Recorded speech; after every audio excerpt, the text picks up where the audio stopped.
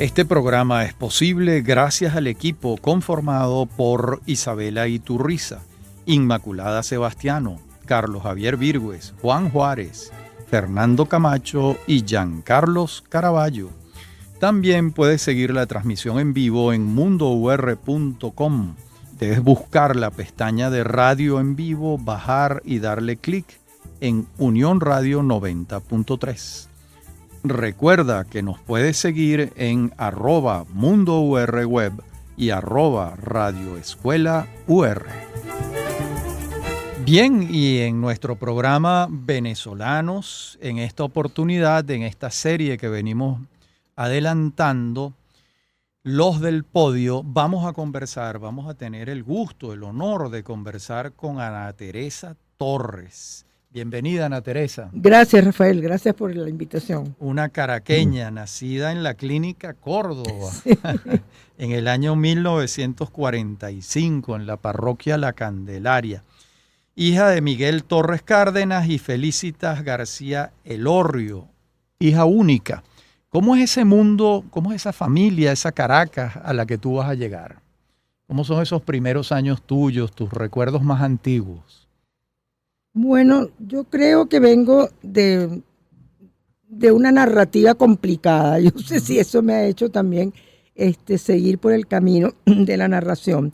Es una narrativa complicada.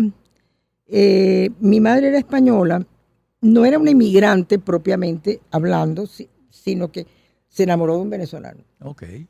Y no, según me dijo una tía mía, ella no tenía ojos para más nadie sino para tu padre. Okay. Entonces se empeñó en el venezolano y apareció aquí. Okay. En una época difícil, era la época franquista, pero no solo por eso, yo siento cierta admiración, porque atravesar el Atlántico con los submarinos alemanes no debía ser una experiencia muy grata. Así es. Y las mujeres españolas en esa época perdían la nacionalidad al casarse con un hombre no español. Imagínate. Quedaban sin patria. Claro. Y además tú quedaste huérfana a los 8 años. Ella murió muy joven. En el año 53. El 53, ella tenía 35 años, yo tenía 8. Y bueno, claro, a partir de allí, pues toda la vida se complicó todavía más. Claro. Y bueno, afortunadamente estaba mi abuela, la mamá de mi papá, que fue una figura muy importante para mí. Bueno, como casi siempre ocurre con las abuelas que de alguna manera tienen que sustituir, ¿no? A las madres. A las madres. Y fue digamos, yo lamento mucho no haberle preguntado más cosas. Claro. No haberla grabado incluso. Bueno, no hubiera llegado a tanto, pero por lo menos preguntarle cosas. Por ejemplo, yo a veces digo, ¿dónde era que ella y sus hermanas y su mamá, porque ella fue huérfana de padre bastante temprana, dónde vivían? Claro. Sé que vivían en Caracas, pero no lo pero en qué saber. esquina, ¿entiendes? Y yo digo, bueno, no se me ocurrió.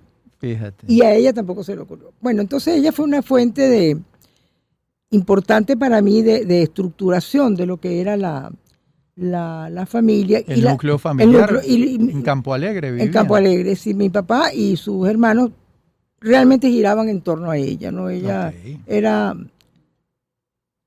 no sé si la matriarca, no sé si es la palabra, pero la cuestión matricéntrica, ¿no? Que se ha señalado en Venezuela mucho, ¿no? Claro. Y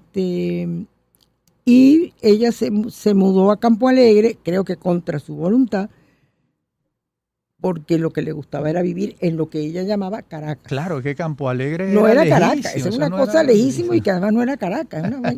¿Por qué la habían llevado para allá? Tienes razón. Entonces, me imagino que fue mi papá y sus hermanos que obligaron a que se mudara del centro y se fuera a las urbanizaciones del este, ¿no? Que fueron las que ya conocimos. No tengo ninguna persona conocida de mi generación que hubiera nacido en el centro, no la recuerdo. A lo mejor tú conocías a alguien, pero no lo recuerdo.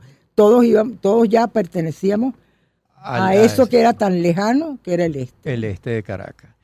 Y, sin embargo, muere tu mamá, vives en Campo Alegre y cerca de la adolescencia estás viviendo en Madrid. Cuéntanos esa etapa. ¿Con quién te vas? ¿Con tu papá? Bueno, es que como te decía, la narrativa se iba complicando. Y entonces hubo, bueno, no voy a llamarlo un exilio dorado porque no lo era, no, es decir, un exilio heroico, pero digamos que un tío mío resultaba bastante mejor que se fuera de Venezuela. Ok, muy bien, muy bien. Y bueno, fuimos. Se fueron todos. Mi abuela no. Ah, tu abuela no, se quedó en Campo Alegre. Se quedó en Campo Alegre. ella viajó en avión, que creo que fue la primera vez que se montaba en un avión, pero ella se quedó en su casa hasta su muerte. Entonces eso hizo que nos fuéramos para allá y bueno, y de alguna manera eso se fue como quedando y hasta un punto en que yo pensé, yo no quiero seguir aquí porque yo no pertenezco a esto. Y yo, ahí estabas de 12, 13, 14 años mucho, en Madrid. Sí. Sí. Y ya mucho más, hasta los 17. Ok. Pero ahí cuando ya tú eres grande. Claro, 17 años eras una mujer. Ya eres una mujer, en esa época más, entonces tú dices, yo, ¿qué es lo que yo hago aquí? Yo no tengo aquí futuro, salvo uno, casarme. Claro. Entonces, no, esa no es la idea en este momento. Te devolviste a Caracas. Y me devolví. ¿Y bueno, yo siempre habíamos venido, no es que era... Ibas y venías. Sí, pero digamos, me devolví completamente y entré en la Universidad Católica para estudiar psicología. ¿Ya la Católica estaba en Montalbán o te tocó una parte en el centro? El primer año lo hicimos en la esquina jesuita, en el centro. Ya. Y nos mudamos en el segundo año a Montalbán. A Montalbán. Y ahí te gradúas de psicólogo. Ahí me gradué de psicólogo. De esos estudios de psicología, ¿tú recuerdas algún profesor que significó algo particular para tu formación? Muchísimos. Sí. Los recuerdo casi todos. No creo que haya ninguno demasiado vigente por ahora. Estaba un haitiano exilado, que era un neurólogo, profesor Rafael Bredi. Claro, el profesor Bredi. Yo le temblábamos. Claro. Le temblábamos, pero era un hombre del que se tomaba en serio lo de enseñar, ¿no? Sí. Nos dio neurología y antropología. Estaba también Fernando Rísquez. Nada menos. Estaba Luis Maggi, que no lo he vuelto a ver, era un psiquiatra clásico, vamos a decir, pero muy bueno. Estaba José Miret, que era un español, no sé si exilado o no. Claro. Pero bueno, en la Católica no había psicólogos venezolanos, porque éramos... Claro. Era la primera... No éramos la primera nosotros, pero de las primeras. Entonces los psicólogos eran extranjeros el 90%. Bueno, Miret de hecho no era psicólogo, era psiquiatra. Estaba el padre Azagra. Estaba... me acuerdo casi todo. Sí. No, con gran agradecimiento además. Y tú egresas allí a mediados de los años 60, en el año 60 y algo. En el 68. 68. Y empiezas a trabajar inmediatamente como psicóloga. Bueno, yo había trabajado ya en la clínica que tenía el doctor Maggi, con otras personas, que era una clínica para enfermos mentales agudos, que es lo que hoy son las cúpulas. Imagínate los palos grandes. Los cambios que da la vida.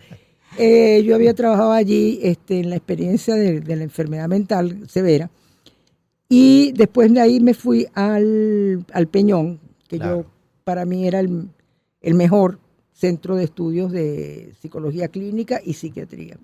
Y esos fueron 3 años de formación. Ahí estaba un célebre psiquiatra judío de origen argentino, Goldenberg, creo que se llamaba. Bueno, Goldenberg, yo conocí a Goldenberg, pero Goldenberg no, quizás dio algunas clases o algo, pero no era promotor. El promotor sí era un argentino, que fue César Otalagano. Okay. Nosotros tuvimos mucha influencia de los argentinos.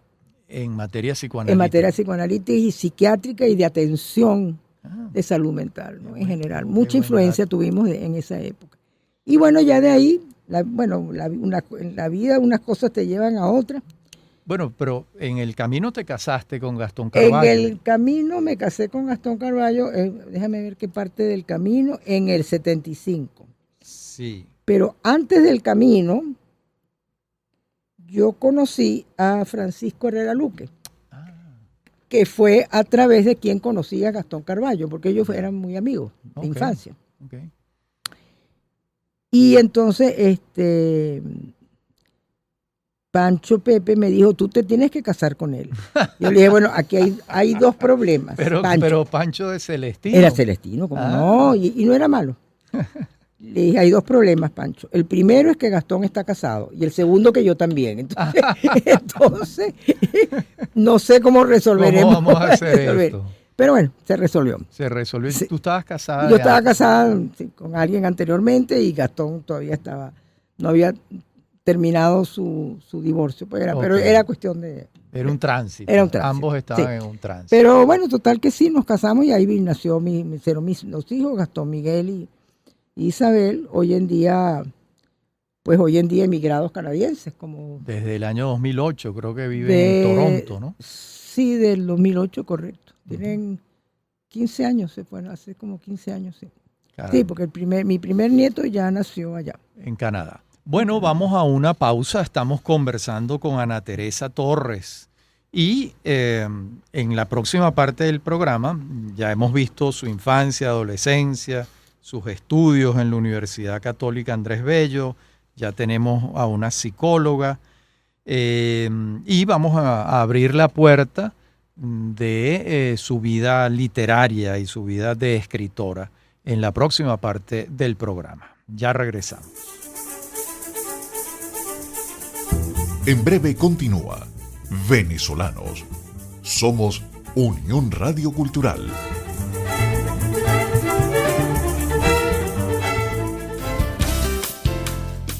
Estás escuchando Unión Radio Cultural. Este y otros programas de Venezolanos los puedes oír en formato podcast a través de Anchor.fm. Para alguna sugerencia sobre este espacio, pueden escribirnos al correo rafaelarraiz@hotmail.com y en Twitter @rafaelarraiz. Somos Unión Radio Cultural.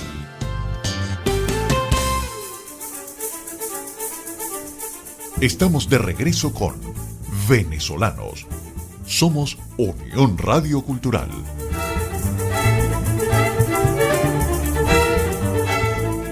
Estamos conversando con Ana Teresa Torres. En la conversación tenemos una psicóloga. ¿En qué momento haces la formación de psicoanalista y cuándo empiezas a tener pacientes en el consultorio? No, muy temprano. Cuando yo terminé el posgrado, antes de terminar el posgrado que mencioné del Peñón, justamente me fui a trabajar al consultorio de Pancho Pepe Herrera. Okay. Él me invitó a trabajar con él y yo trabajaba allí. Podía haber casos personales, pero la idea que él tenía es que yo lo ayudara con algún tipo de caso. Uh-huh. Y entonces, bueno, ahí empecé con él.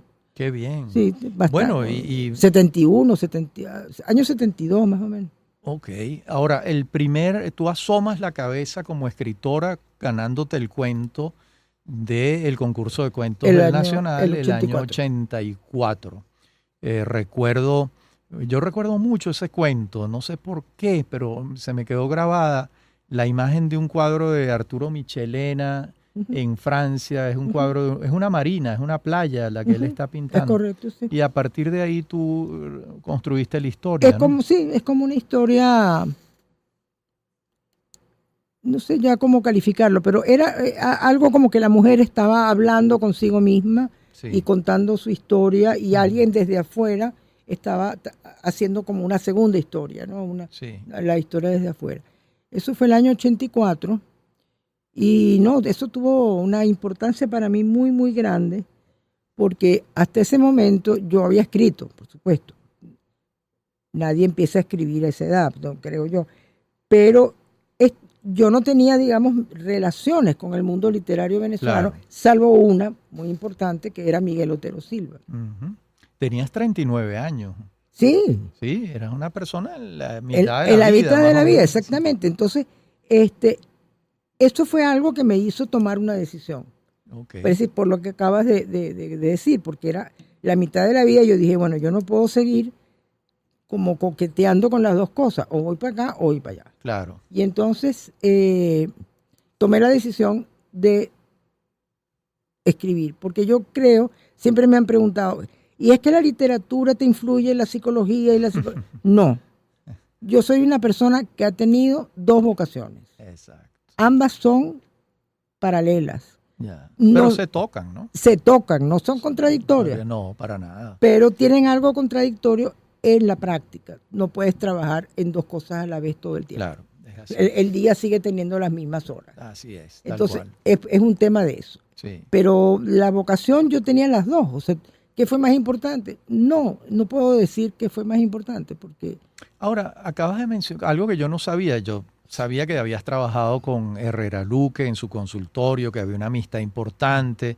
Incluso me atrevo a pensar que tu primera línea de la novela histórica en alguna medida tenía la influencia de él, probablemente. Sí, sí. Pero nombraste a Miguel Otero, que yo no lo sabía. Sí, Miguel era bueno, imagínate lo que era para mí tener una relación bastante cercana con Miguel Otero, ¿no? Me lo Era imagino. un ícono, pues. Claro. Pero ocurre que Gastón tenía una gran amiga de él, de toda su vida, que se casó en segundas nupcias con Miguel. Claro. O sea que el segundo matrimonio de Miguel... Mercedes Baumeister. Mercedes Baumeister. Claro. El segundo matrimonio de Miguel Otero no era tan conocido, pero ocurrió. Sí, es decir, por supuesto. yo fui testigo de que ocurrió. Claro. Entonces, Miguel le encantaba salir con nosotros y conversar y quedarse hasta cualquier hora hablando. Era un enorme conversador. Qué maravilla. Y entonces, cuando gané el premio, me llama y le dije, bueno, Miguel, yo no te dije nada, que yo lo iba a mandar. Y me dijo, menos mal, porque yo te hubiera dicho que no lo mandaras, para que no te decepcionaras. Imagínate. Entonces le dije, no te lo dije, no por eso, pero bueno, no lo dije. Claro. Y entonces ahí yo tomé la decisión, no como de algo de hoy o para mañana, pero de ir preparando mi vida para dedicarte a la para cambiar de oficio. Claro. Eso toma tiempo. Y fíjate, aquí hay un detalle interesante. El exilio del tiempo, que es tu primera novela, se publica el año 1990. Pero me comentabas antes que se había escrito antes, que tú la estuviste escribiendo entre el 85, 86, por allí. Exactamente. O sea que una vez que ganaste el premio de cuentos del Nacional, te entusiasmaste con esta historia y lamentablemente se tardó un tiempo en ser publicada, que eso no debe pasar, pero eras una autora primeriza. Eso pasa, ¿no? Pasaba. No, a mí me aceptaron una novela inmediatamente. El problema no era ese. Eran esos problemas burocráticos. Ok, muy Pero bien. entonces esa novela yo tenía, cuando gané el premio, ya yo tenía materiales de esa novela. Okay. Lo que hice fue, me voy a sentar a escribirla. Organizar. Claro. Y la llevé a Monte Ávila, es anterior a tu dirección, sí. Y la novela fue aceptada de inmediato. Qué bueno. El problema estuvo en, los tiempos, hasta que después, finalmente, bajo tu dirección, salió en el 90. En el 90. Y después viene una novela muy hermosa, que es Doña Inés contra el olvido. Del año 1992. Yo creo que ya esas dos novelas te ubicaron a ti en el mapa de la narrativa venezolana. Yo recuerdo comentarios muy elogiosos de ambas, de críticos además que en aquella época significaban mucho, como Alexis Márquez Rodríguez, por ejemplo, ¿no?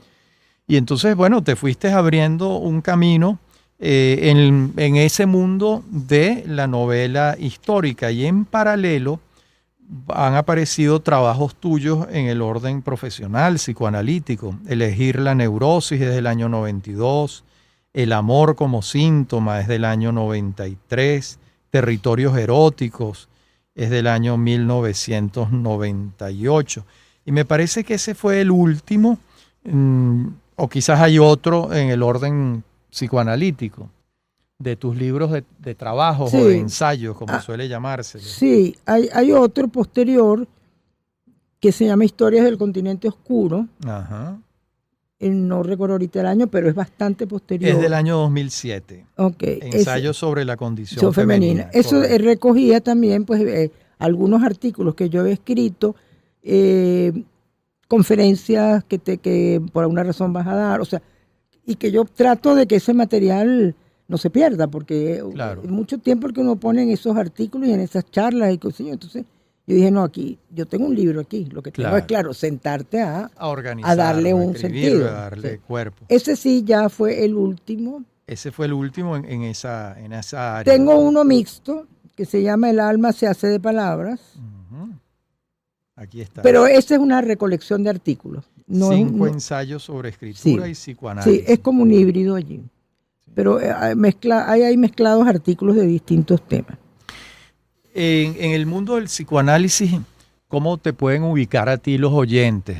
¿Qué líneas desarrollabas tú? ¿Trabajabas a Lacan, a Freud, a Jung o hacías una mezcla de todo? No, yo pertenecía y de hecho todavía pertenezco a la Sociedad Psicoanalítica de Caracas, que depende, es una filial de la Asociación Internacional de Psicoanálisis, que es la que Freud creó. Ok, muy bien. Yo me siento hija de Freud. Muy bien. Y he sido freudiana, he leído otras cosas, por supuesto. Claro. Pero mi línea siempre ha sido freudiana, desde el principio hasta ahora. Hasta estos días. Sí, hasta estos días, sí. Excelente. Y después aparece Vagas Desapariciones en el año 1995. Okay. Sí. Ahí hay un cambio de línea que yo di voluntariamente porque dije, si yo sigo escribiendo novelas históricas, esa etiqueta no me la quita nadie. Sí, es verdad. Sí, es un país muy proclive a la etiqueta. Totalmente, sí. Esa novela no gustó en ese momento. Después Alfa le hizo una reedición bastante en el 2011. Ahí gustó más, claro, porque ahí la gente la entendió más. Claro. Esa novela, yo me atrevo a decir, modestia aparte, estaba un poquito adelantada a lo que era el imaginario venezolano en ese momento. Sí. Entonces, no, ¿por qué lo crees eso? Porque la gente después entendió la novela. Claro. Porque ya habíamos, bueno, de todas maneras, tengo, por ejemplo, Luz Marina Rivas, que siempre ha seguido toda mi obra como crítica. Ella dice que a ella le pasa al revés, que esa es la que a ella le gusta más. ¿Entiendes? Claro. O sea que yo pienso que hay lectores para todo. Claro, es verdad. Tú no tienes que gustarle a todo el mundo. Entonces hay un libro tuyo que le gusta a una gente y otro a otra. Y está muy bien. Está muy bien. Y después viene Malena de 5 Mundos. Sí, ya seguí por otros caminos. Vino ya Malena, vino la favorita del Señor. Sí, y Los últimos espectadores. Y Los últimos espectadores, que ya es una novela que está, digamos, bastante vinculada al imaginario, a los cambios que se fueron produciendo en el país, pues. Claro. Ahora, antes de continuar con tu obra, tú, te pregunto, hiciste un desplazamiento, porque Gastón Carballo era un hombre de izquierda, y yo entiendo que tú también, en la medida en que, ubicándonos en ese contexto de los años 70 y 80 en Venezuela, pero te fuiste desplazando hacia, vamos a llamar, un centro liberal. ¿Cómo viviste tú, o si lo hubo, un periodo de desengaño de aquellas ideas juveniles? Bueno, lo que pasa es que te voy a decir, y tú seguramente lo puedes saber, para mí la cultura venezolana era una cultura de izquierda. Sí, totalmente. Yo vine a conocer intelectuales de derecha vieja, claro, ahorita. Sí, claro. Carlos Rangel, gente bueno, así. Sí, gente buena. Yo dije, bueno, estaba aquí.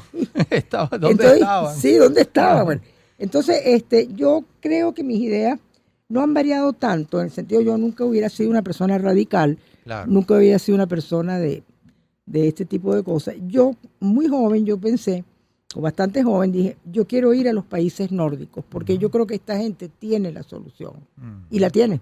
Sí. ¿Y fuiste? Sí, sí. Okay. Pero después la vida me llevó a Canadá, claro, que es muy similar. Sí. Y no tengo ninguna duda que ahí está la solución. No en la radicalidad de la derecha ni de la izquierda, sino en esa democracia social que estos países tienen. Y tú lo ves en el resultado, claro, de la gente, educativo, de salud. Entonces, por cierto, son todas democracias parlamentarias. Todas ellas, sí. Sí, que es un dato interesante, ¿no? Es interesante. Incluso hay 2 países petroleros, porque Noruega es un país petrolero. Sí, ¿cómo no? Canadá no es un país petrolero, pero tiene petróleo. Tiene mucho, sí. Entonces, y yo he podido ver ya más de cerca, viendo a mis hijos, viendo a mis nietos, y yo digo, esto funciona. Mira, qué interesante. Sí. Estamos conversando con Ana Teresa Torres sobre su vida y obra. Vamos a una pausa y ya regresamos.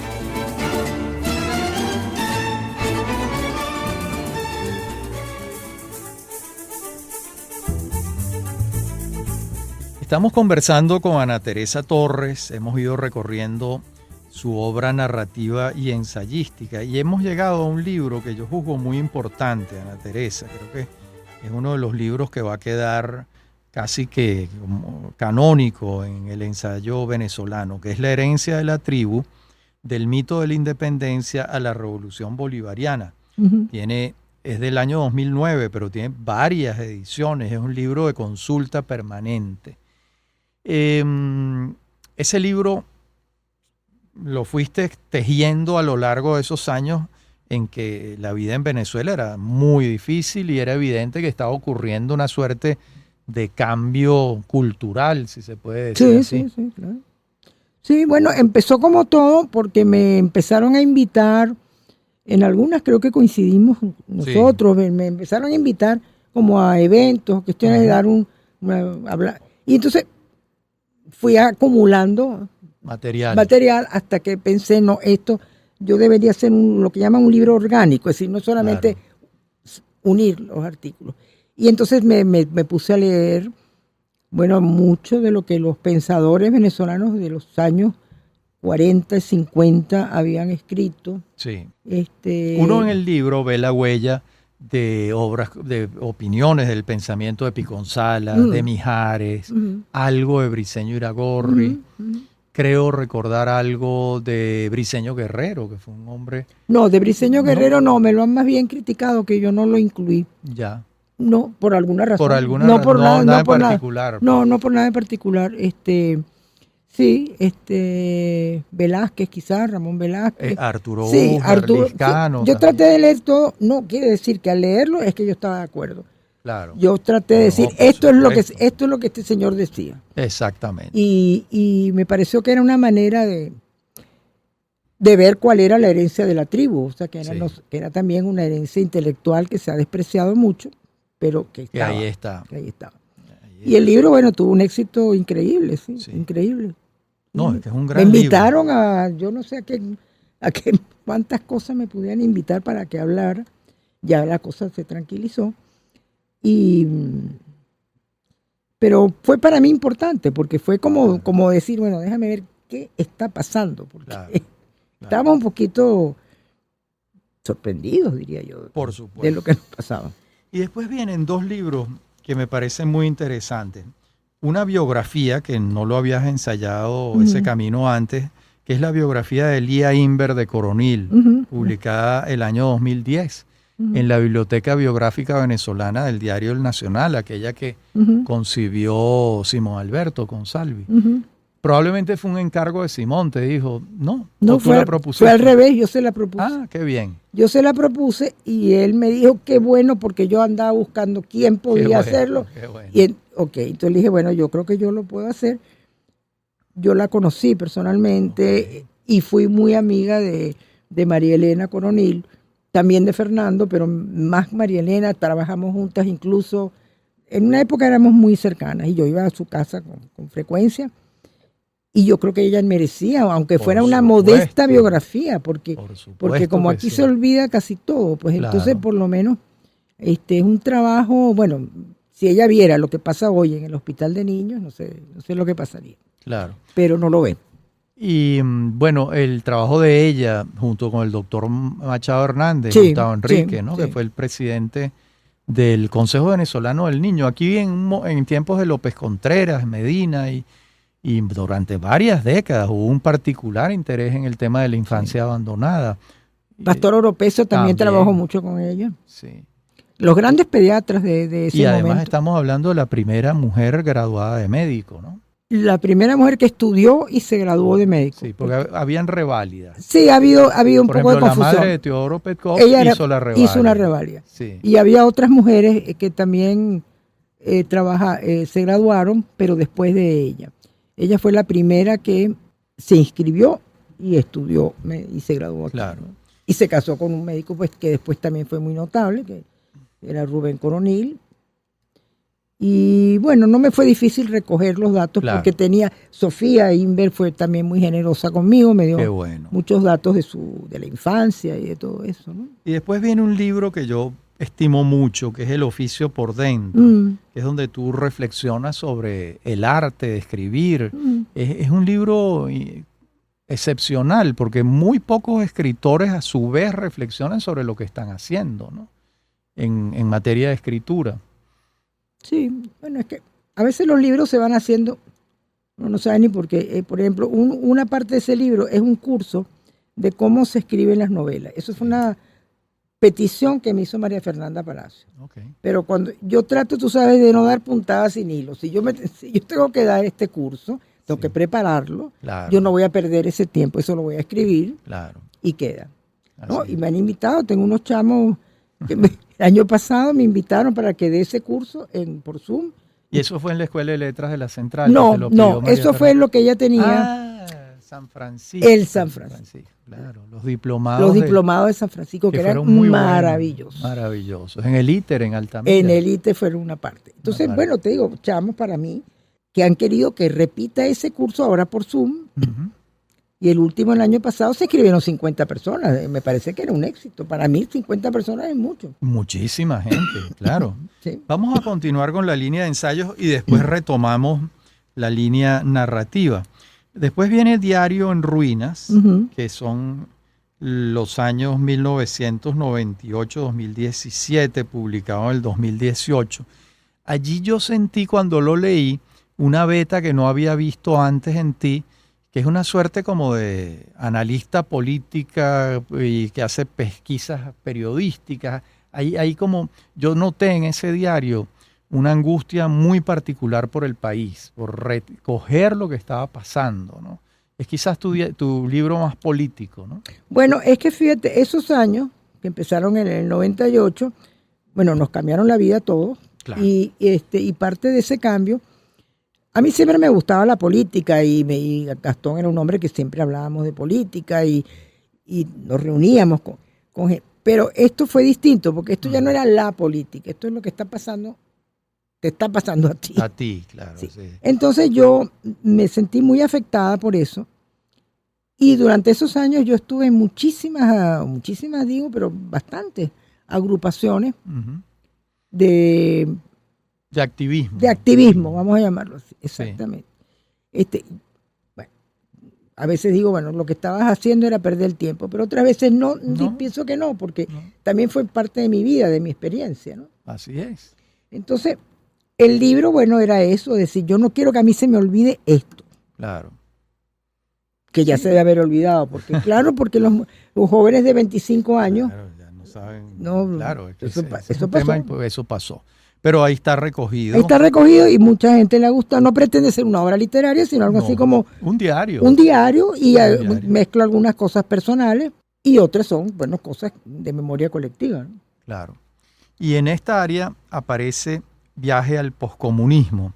Viaje al poscomunismo puede ser un libro, una crónica de viajes, pero también unas anotaciones ensayísticas sobre lo que ustedes están viendo allá en ese mundo que desapareció en 1989, pero que ahí están sus rastros, ¿no? Eso también, aquí, digamos que en ese sentido abriste otra puerta, que es la de la crónica de viajes, con este sesgo tanto narrativo, que lo tienen todas las crónicas, como de reflexivo, ¿no?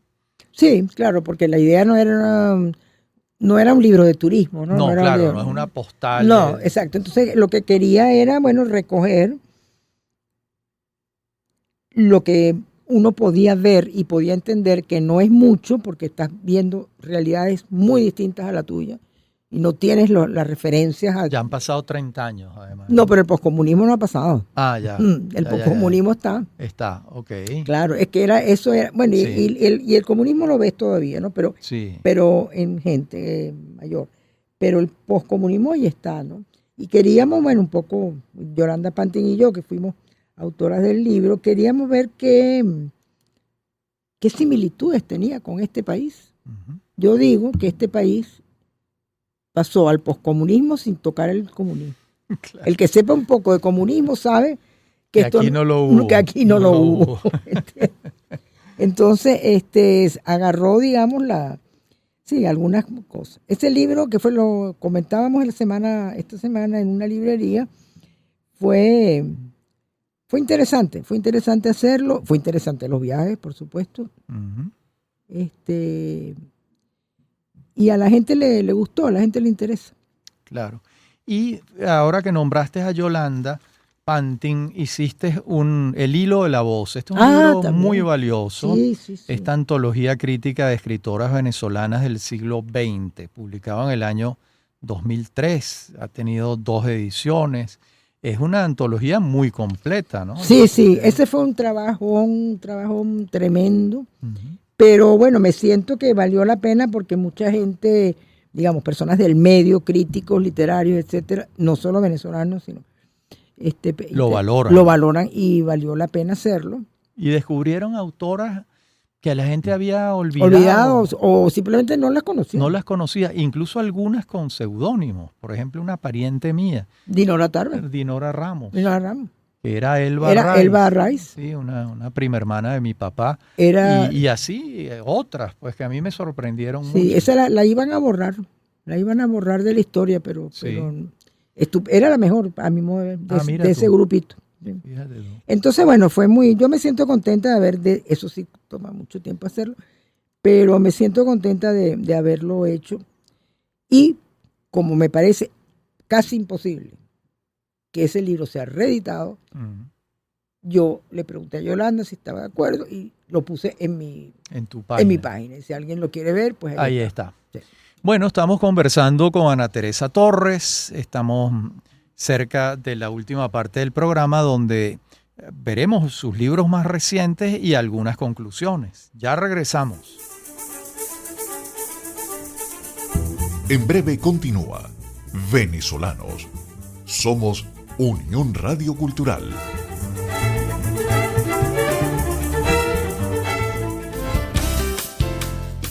Estás escuchando Unión Radio Cultural. Este y otros programas de Venezolanos los puedes oír en formato podcast a través de Anchor.fm. Para alguna sugerencia sobre este espacio, pueden escribirnos al correo rafaelarraiz@hotmail.com y en Twitter @rafaelarraiz. Somos Unión Radio Cultural.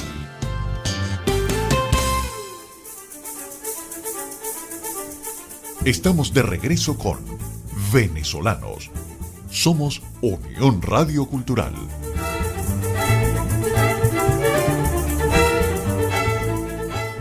Estamos conversando con Ana Teresa Torres sobre su vida y obra. Ana Teresa, y en el año 2002 en Mérida publican tus cuentos completos. Uh-huh. Van desde el año 1966 hasta el 2001. Yo no tenía memoria de algún cuento tuyo antes del cuento del año 84, pero se ve que los tenías engavetados. Estaban engavetados, sí. Creo que 1 o 2 fueron publicados en algún medio, Uh-huh. pero los otros no, eran inéditos. Yo lo quise publicar no porque me parecieran que eran muy buenos, porque no lo son, pero yo quería algo así como cerrar y que no es que un escritor nace a los 40 años, sino que había una historia detrás de eso. Claro, una historia inédita. Inédita, pero ahí está. Ahí estaba. Y entonces, bueno, Víctor Bravo se empeñó. Qué bien. Y lo sacó. Bueno, eso está muy bien. Y después vienen El corazón del otro, Me abro tan largamente, son en 2 novelas, también publicadas por el otro, el mismo, ¿no? Víctor Bravo, muy seguramente, ¿no? Sí. Y El corazón del otro es de Alfadil.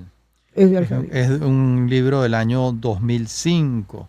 Después tenemos Nocturama, que tiene una reedición muy reciente del año 2021, pero es un libro originalmente 2006. 2006. La fascinación de la víctima, que es del 2008.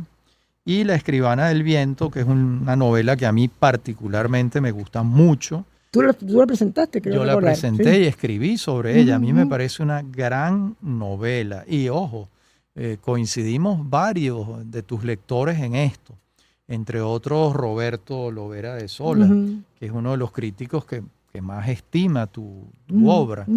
Yo creo que esta novela, que es de orden histórico, supone una investigación histórica, pero hay un trabajo psicológico extraordinario de los personajes y hay un lenguaje muy decantado, que es algo que yo creo que a lo mejor coincides conmigo, que se va adquiriendo con la escritura, con el ejercicio, ¿no? Sí. Cuando uno ve lo primero que uno ha escrito y ve lo que escribió 40 años después, tú dices, bueno, algo he mejorado algo, ¿no? No, es que esa novela tuvo la suerte que se escribió en 2 momentos.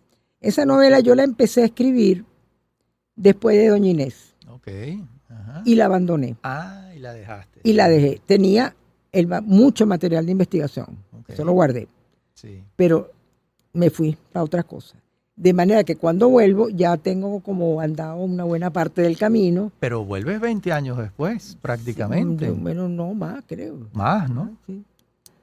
Sí, porque... No, pues el 2013. 2013, sí, bueno, ¿no? Un tiempero. Y entonces vuelvo ya con otra visión. Porque vengo con la visión de todo lo que he venido viendo. Claro. Y entonces yo le di un sentido diferente a esa novela, le di un sentido de una familia perseguida por el poder.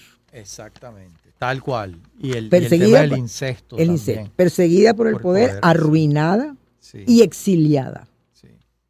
Entonces, claro, ya ahí había unas emociones que yo no tenía en la primera etapa. Claro.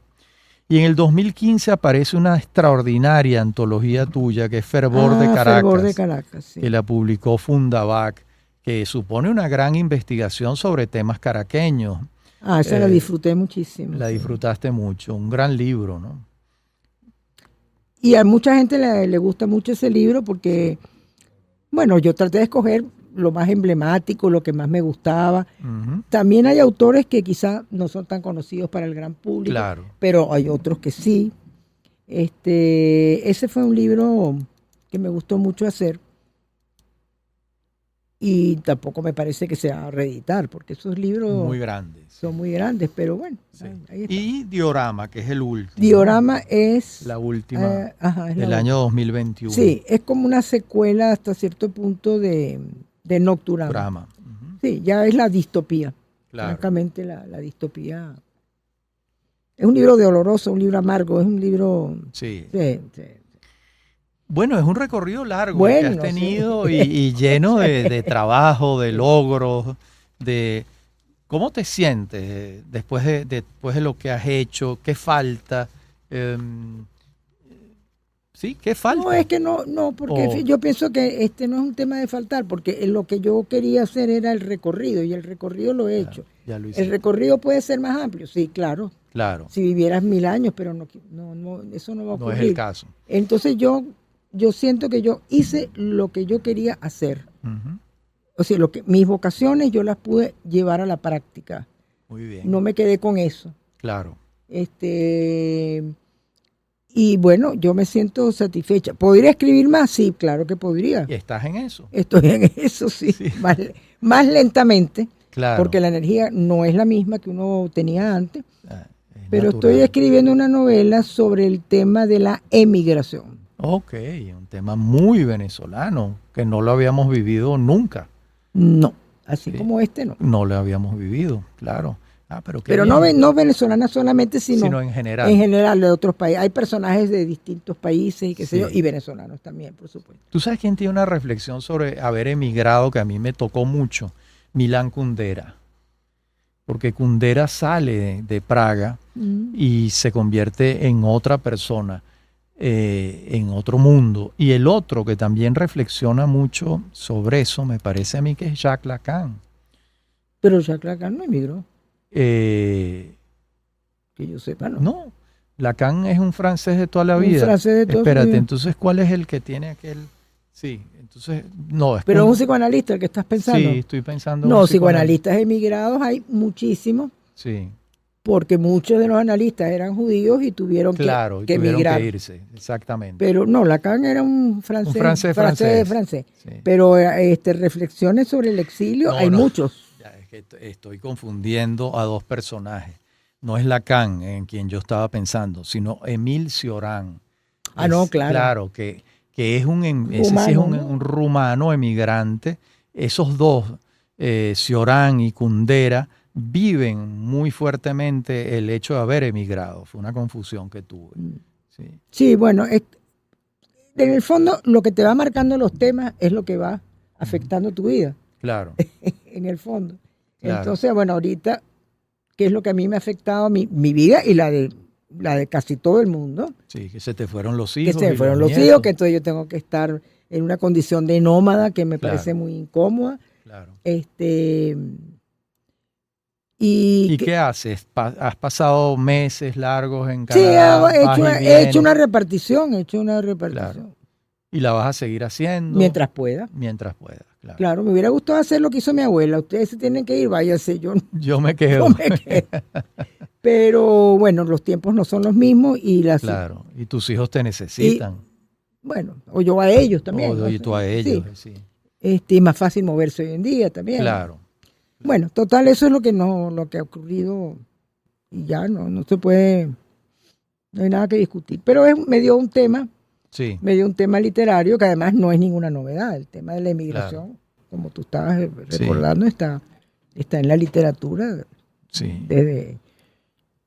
desde Ulises. O sea que, bueno, estoy en eso. Me va a tomar un tiempito. Qué interesante, muy bien. Bueno, Ana Teresa, creo que hemos ido recorriendo casi toda. Hay unas facetas también que nos falta, pero nos falta por ver, que es tu vida de activista o tu vida colateral a la escritura. Por ejemplo, el caso de que eres individuo de número de la Academia Venezolana de la Lengua, que participaste en todos esos años en aquellas asociaciones de activismo social, político. Es como un mundo que casi todos los escritores tienen, un mundo paralelo de actividades. Bueno, yo no lo hubiera tenido en otras circunstancias realmente. Muy bien. No lo hubiera tenido. ¿Te viste en la necesidad? Me vi en la necesidad interior de hacerlo. En otro contexto, de hecho no las había tenido. No las habías tenido. No. Ya. A la vez pienso que... Tú llevas bien la soledad, llevas bien estar sola. Pues. Yo llevo bien estar sola. Sí. Yo creo que, bueno, aprendí muchas cosas conocí cantidades de personas que yo no hubiera conocido en mi vida cotidiana, o sea, me enriqueció mucho. Y bueno, en realidad no fue algo que elegí, sentí que no podía sino hacerlo. Entonces, bien, Ana Teresa, muchísimas gracias por a ti. Esta entrevista. Gracias a ti. Y bueno, nosotros terminamos esta conversación con Ana Teresa Torres en Los del Podio, en el programa Venezolanos. Y nos vemos y nos escuchamos en nuestro próximo encuentro.